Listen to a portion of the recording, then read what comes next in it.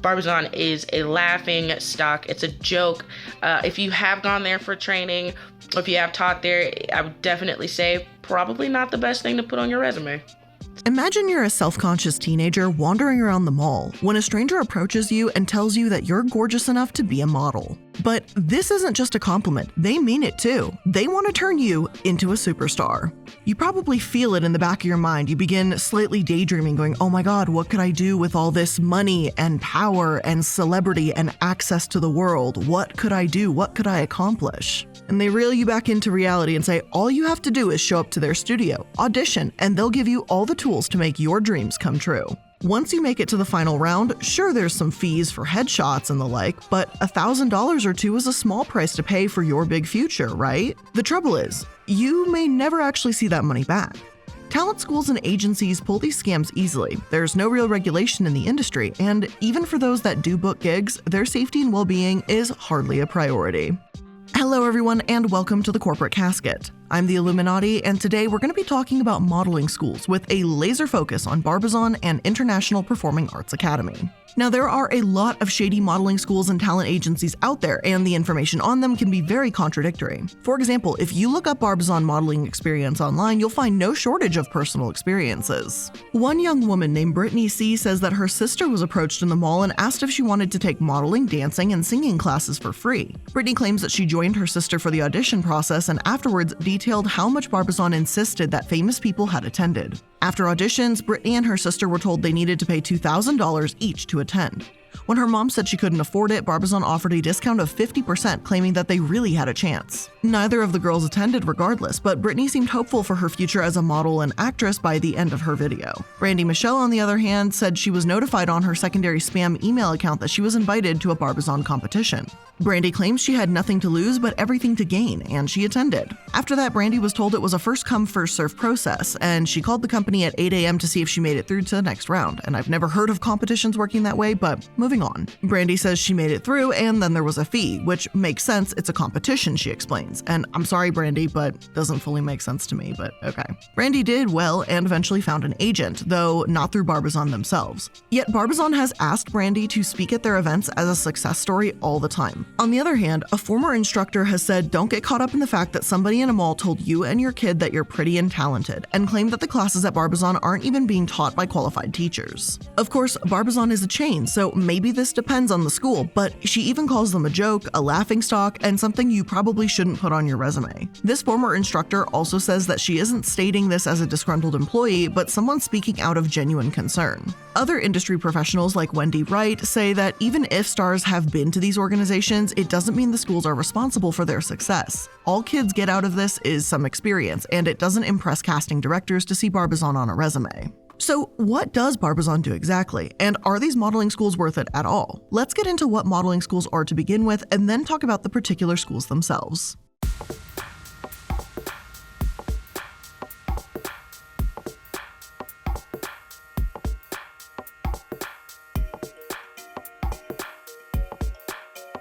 Though we could go back a millennia to discuss where modeling comes from, today let's just focus on Runway, what many of these schools are meant to teach. Runway modeling came in around the 19th century when mannequins, or living mannequins, began to replace displays in dressmakers' salons.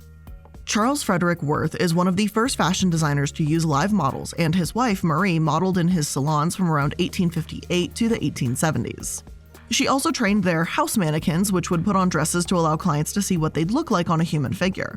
At first, catwalk or runway modeling was often done by these full-time mannequins who lived in these couture houses. They were often poorly paid and barely respectable, according to encyclopedia.com. When fashion magazines emerged, actresses and society women were often the ones in the dresses, keeping photo and runway models separate until the 1960s or so. However, the importance of live models began to grow and became revolutionized, and unfortunately, the beauty standards and body expectations grew with it. In 1924, designer Jean Patou traveled to New York to recruit American mannequins to model in Paris for his American customers. Apparently, his American clients had a physique that was longer and leaner than that of the rounded, fresh Venus. It was also around this time in 1923 that the very first American modeling agency, John Powers Incorporated, opened. During this decade, it wasn't just fashion that journalists were reporting on, but the individual models themselves. Certain in-house mannequins became well known, and a couple of decades later, modeling was seen as a respectable profession. They were also finally allowed to move. In 1947, when Christian Dior showed off his new look for the era, he encouraged his models to do theatrical turns, knocking over ashtrays in the audience as their coats swung around. Though progress in the department was a bit slow going, by the 1960s, top models could earn $1,000 for a 1-hour show, which is about $9,000 today. Supermodels rose to absolute celebrity status and stardom, leading the women like Naomi Campbell, Tyra Banks, Cindy Crawford, and Kate Moss becoming household names in the 90s. With the rise of modeling also came the rise of modeling schools, of course. Archive footage from the British Pateth shows young women at an academy in London. This is one of the most up-to-date schools for models and mannequins, the narrator says, as women practice hand movements, stretches, and leg exercises. An instructor gave them tips on how to do their hair and what to do for which dress they're wearing and how to curtsy. The video also mentions how intelligence and attractiveness are characteristics of the first-class model, which I can generally appreciate. Similar 1964 footage from a Mayfair modeling school shows models learning to walk with books on their heads, though interestingly, the video states that housewives also go to these modeling schools just to learn how to wear their outfits better and to make the most of their looks. So where does the scam portion of all of this come in? Well, from what I've been able to find, the questionable modeling schools are the ones that seem to care less about a model's genuine potential, but how deep their pockets are when it comes to paying for expensive training.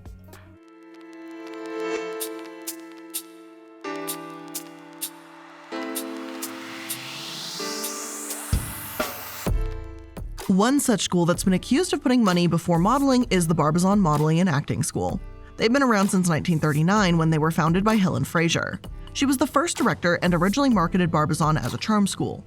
And this feels incredibly fitting considering she also edited a binder-style book called The Charming Women, all about hygiene, grooming, and manners. According to Barbizon Insider, many of their alumni have gone on to become famous actresses, actors, and contestants on America's Next Top Model 2. These days, Barbizon claims to be a driving force in the modeling and acting industry. Their website reads, "What really sets Barbizon modeling apart is not our industry success, but the personal success of each and every student that participates in our modeling programs. We believe in giving children and teens the skills that lead them to success in modeling, acting, and life.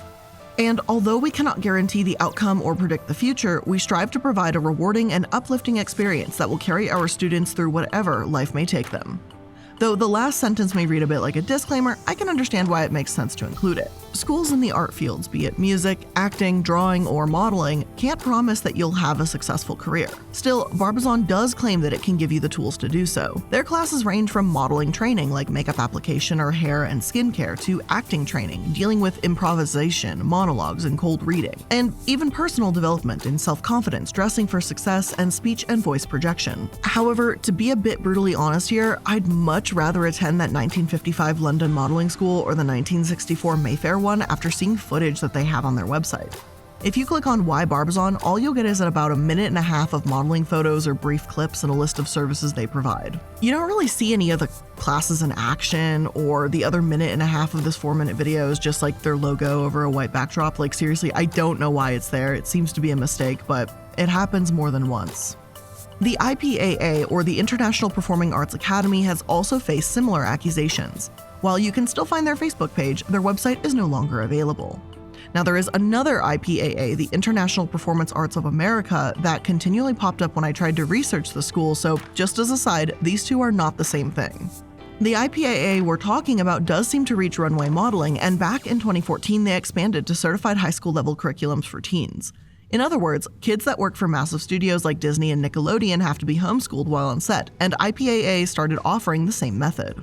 I was able to access the IPAA's website through the Wayback Machine to see what they said about their programs. One of their archive pages said they offered accelerated 7-day training in modeling, acting, singing, and dancing, and another featured a slideshow of celebrities like Ashton Kutcher and Avril Lavigne. I wasn't able to find any definitive confirmation that either of them attended IPAA, but it seems like the school is advertising that their students have worked with these celebrities before. While I can see why this would be pretty misleading to kids, it's important to remember that these modeling schools aren't really going to get anyone jobs to begin with. Modeling schools might give you more confidence or even some sort of certificate of completion, but that doesn't mean anything in the modeling world. They're not an agency. To be accepted into a genuine, legitimate agency and find solid representation, you actually need to show up to a casting call, maybe send a headshot and resume, and have the look that they're looking for, whatever it may be.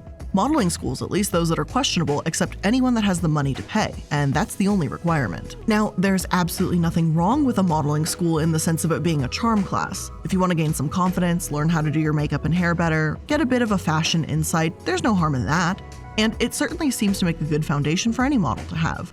But it doesn't give you, or guarantee you, a career. This is where that gray area comes in and where people have had issues with Barbizon and IPAA in particular. They seem to claim one thing, these amazing connections into the modeling industry, while really just looking for ways to overcharge.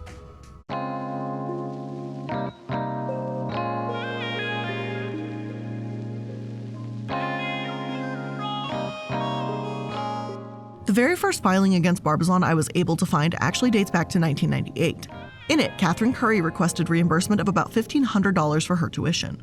She claims that she had been told by Barbizon that she was selected for the final spot in their modeling class and informed that the school intended to send her photo around to potential clients like Macy's and Mervyn's. She paid $1,500 for 10 modeling classes, but was not furnished with any job offers according to the paperwork. By making these promises, they were acting like a talent agency as opposed to a school, and Catherine alleges that this violates labor codes that strictly prohibit talent agencies from referring artists to a business in which the agency has a financial interest. It's these kinds of questionable moves that led to the Talent Scam Prevention Act of 2009, which, quote, prohibits talent services from engaging in the business of talent representation and charging money upfront for the premise of securing jobs. This was meant to restrict vague language and promises, like when a modeling school says they can get you work in the modeling industry itself. In 2016, this bill was strengthened further with an agency scam prevention bill in California to target more and more of these agencies that promised minors they could be an internet star overnight. Yet, the year after this Talent Scam Prevention Act was passed, Barbizon was handed a class action lawsuit, because the damage had already been done. Courthouse News Service wrote in 2010 that the Barbizon school dupes aspiring models for thousands of dollars in tuition by falsely promising print, television, commercials, and film work at $50 to $150 per hour or more. In actuality, none of their 2009 class graduates had any work whatsoever, and only 1% or less of Barbizon graduates find work in the first place. Those that signed up for the class action suit said that they paid $2,145 each for totally worthless training, and they were all fed the same line about how we're looking for new faces for our agency from Barbizon. The plaintiffs alleged that they went through an entire audition process that sure looked legitimate, auditioning and meeting the director, but it was a ruse to give them an air of exclusivity to make that expensive price tag worth it.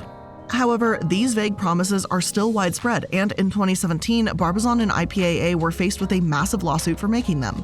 According to Deadline, IPAA would often bill itself as the most prestigious facility of its kind, despite making up total falsehoods that Halle Berry, Jennifer Gardner, and Chris Hemsworth attended their programs. And none of them have, and Hemsworth said he'd never even heard of the place and was appalled his name had been used in such a way.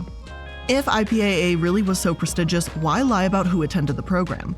They should have plenty of talented and successful alumni to choose from, which means they're either lying, or they simply have so many celebrities in their program they got confused about which ones attended. Given that a former instructor told Deadline, quote, they are using all these people's names and it's totally false, it sure seems like the first option. While you might agree that Barbizon and IPAA were competitors, Deadline also alleged that they were actually conspirators. They shared the same national director for over 6 years after all. The schools naturally deny this, and they've argued that the lawsuit just focuses on Barbizon referring students to Showcase, which doesn't make it a scam. This Showcase, however, is a massive piece of the supposed scam itself. Angelica Casio, who filed the suit, said her child had graduated after they paid about $2,000 for classes in Sacramento.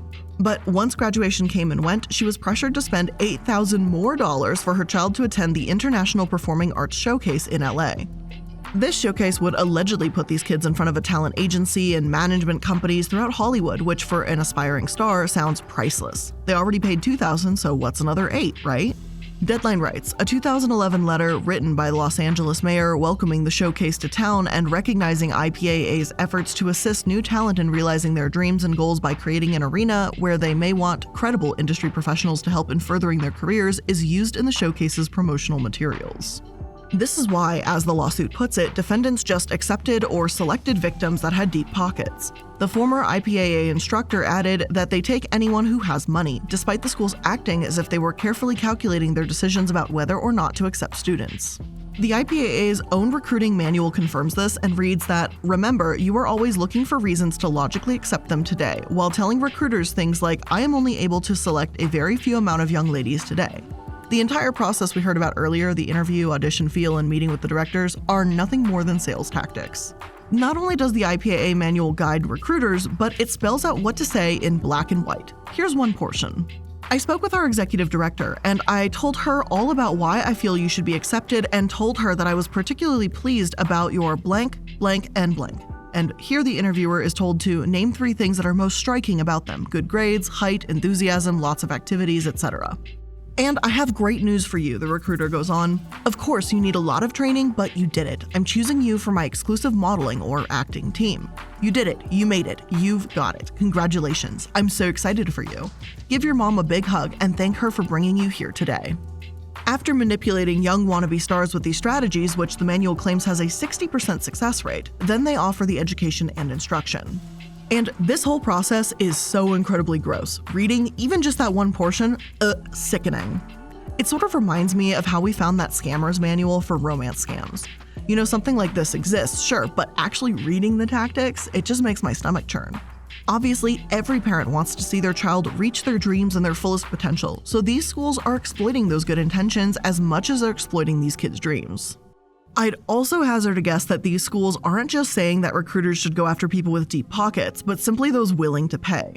If they find a family in poverty that's desperate to take a chance to make their kids' dreams come true, I don't think they'd say no to that chance either. Barbizon and IPAA may be the schools that carried out these manipulative tactics, but they're not the only ones at fault here either. Lion Management, owned and at times operated by Larry Lionetti, acquired Barbizon over 45 years ago. Much of the Lionetti family, like Larry's wife Lena, also has their daughter and son work within these modeling offices.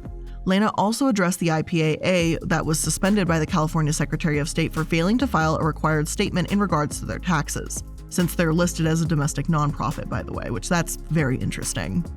Lena revived IPAA for the lawsuit to defend themselves though, and as we've seen, they don't seem to be active at this present time. It just seems like a very, very shady family business, to put it mildly. Now, the lawsuit itself is available online. It gives plaintiff Cassio's entire case in detail.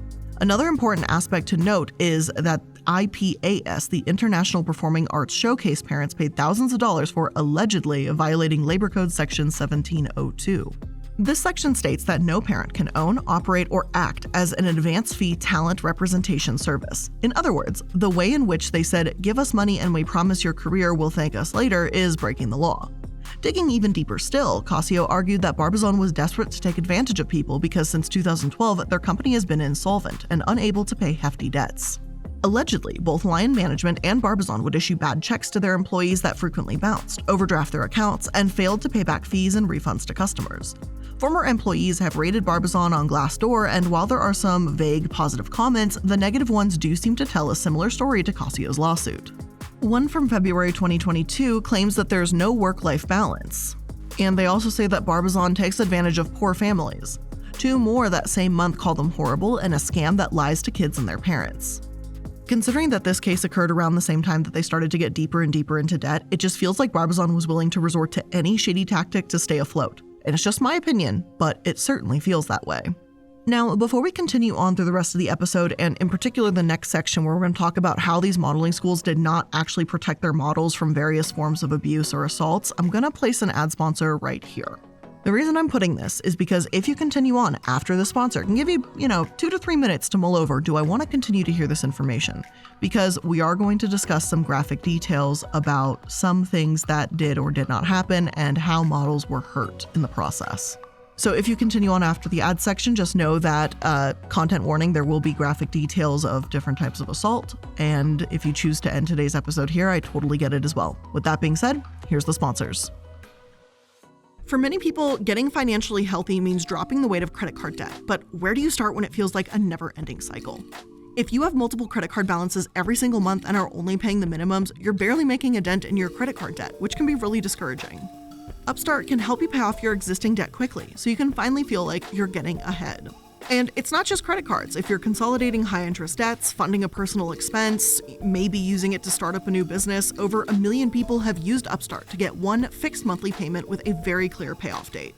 And Upstart knows you're more than just your credit score, so rather than just looking at your score alone, Upstart models can look at other factors like your income, employment, and other information that you provide in your loan application to find you a smarter rate for the loan that you need. And you can check your rate online without impacting your credit score in just 5 minutes for loans between $1,000 to $50,000. Find out how Upstart can lower your monthly payments today when you go to upstart.com/casket. That's upstart.com/casket. Don't forget to use our URL to let them know that we sent you. Loan amounts will be determined based on your credit score, income, and certain other information provided in your loan application. Today's episode is also sponsored by Honey, the easy way to save when shopping on your iPhone or computer. I love being able to shop online while in my PJs, but I'm terrible at keeping track of promo codes, and who has time for that? But now I have Honey to help find those precious money-saving codes for me. Honey is the free shopping tool that searches the internet for promo codes and applies the best ones to your cart. Now, recently I've been reducing how much I've been buying online. I've been really trying to hold back and just kind of keep it local a little bit. I don't know, I'm just trying a new thing for right now. It's a New Year's resolution, it's probably gonna fail, but I'm trying anyway. But I've used Honey to help purchase furniture for the house when I needed a new rug from a furniture store. It's even helped me buy some supplies for the candle making business and of course clothing, so they're literally everywhere. And now Honey just doesn't work on your desktop alone, it also works on your iPhone. Just activate it on Safari on your phone and save on the go. If you don't already have Honey, you could be straight up missing out on amazing savings. And by getting it, you'll be doing yourself a solid and supporting the show. And I never recommend something I don't use, and I've been using Honey for years. So get Honey for free at joinhoney.com/casket. That's joinhoney.com/casket.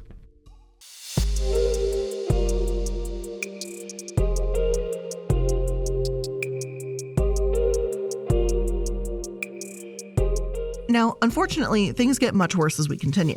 Again, I'm going to put a content warning here for sexual assault, so please skip ahead from this topic if this is going to be uncomfortable for you. A few years ago, in 2016, it was revealed that Barbizon took part in far more than just vague promises and potential swindling. Janine Kaiser filed a lawsuit that Barbizon did not properly vet the photographer she was working with and sent her straight into the arms of a child predator. According to Janine, she was 14 years old in 1992 when her parents enrolled her in Barbizon. She was promised she would find modeling jobs and told, "This is your chance to be discovered." In January 1993, at 15 years old, she received a certificate of graduation. That summer, they called with a job offer and told Janine's mother to take her to a studio in Bonita, California.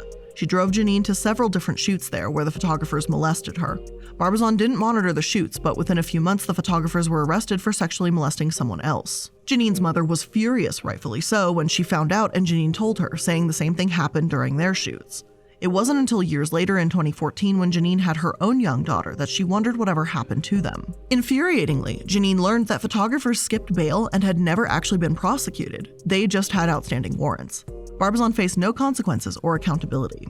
In 2016, Janine decided to file a lawsuit against both the photographers and the school for what they had done. She claimed, quote, "The photographers got a rapport with me. They made me feel like they cared about me. He had sex with me. His girlfriend had sex with me. It was sexual intercourse and it was all videotaped. It's upsetting to know the school is sending girls out and children out there and they're doing nothing to supervise." Though Janine herself uses the term having sex, I want to make an important note that she couldn't consent at only 15 years old. These photographers raped a child. The school's response, by the way, which is, it's mind-boggling, they just called it an unfortunate situation. That's literally what they said. They claim that they strive to educate and communicate safety practices, but they are the ones that seem to put Janine in the situation in the first place. Now, because I know I'm gonna probably get some comments saying, why didn't Janine's mom stay with her? I want to explain that aspect for just a moment. One of my writers has done some modeling in the past and at one point was signed with an agency as a child.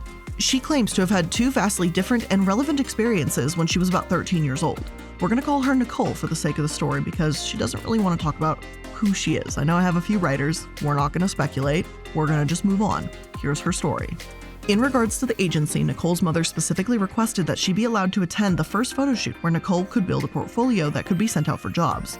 For one part of the shoot, Nicole wore a one-piece bathing suit and the photographer requested that she wear a two-piece. Nicole was not comfortable or sure of how to say no, but her mother put her foot down and insisted that Nicole was too young for bikini photographs. Nicole modeled as a young adult even without the agency and claims that while some photographers tell you that you can bring a friend to the shoot, some of them really don't want you to. In a separate experience, Nicole claims that she entered a singing contest as a child, and after the contest, she was approached by a modeling and singing school. They told Nicole that for several $1,000s, they could teach her how to be a better singer and model and made promises about showing her in front of talent scouts. They seemed to represent themselves as a school and agency and had the same "you're lucky to be chosen" attitude, and Nicole's mother declined their invitation. Though this was some time ago, Nicole believes that they were John Robert Powers Modeling School, which had very similar complaints to Barbizon and IPAA.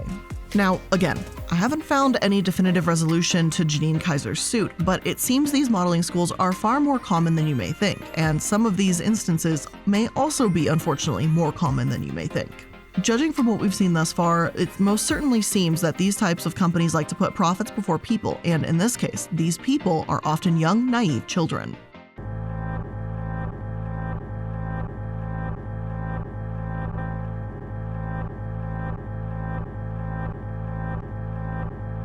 So, what can people do to protect themselves, if anything? The FTC has warned about talent scouts and modeling schools, explaining the several ways to know if you're potentially dealing with a scam. If an agency asks you to pay them, or a school guarantees you work and promises large salaries, those should all be red flags. Rushing you to sign contracts, insisting you work with their specific photographers, and bragging about their success are other sure warning signs. This isn't to say that every single company that brags is definitely a scam, simply that many scams out there do use these tactics. To avoid being scammed, the FTC recommends researching the company, asking for references, and getting everything, even spoken promises, in writing. Naturally, there are exceptions to the rule, and some companies do everything they can to seem legitimate. One agency run by former America's Next Top Model judge Noel Marin has been the subject of a civil lawsuit filed by a booking agent and several models. If you can't trust someone of authority on one of the most famous modeling television shows out there, then who can you trust?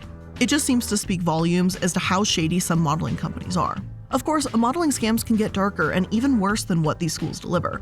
I want to again issue a warning about a little bit of a sexual assault and trafficking for the rest of the episode.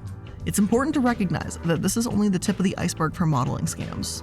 In 2016, CNN reported that a former Miami policeman used to stalk female models online and lure them to fake modeling auditions. Then he would secretly drug them, rape them on camera, and the footage was then sold online as porn.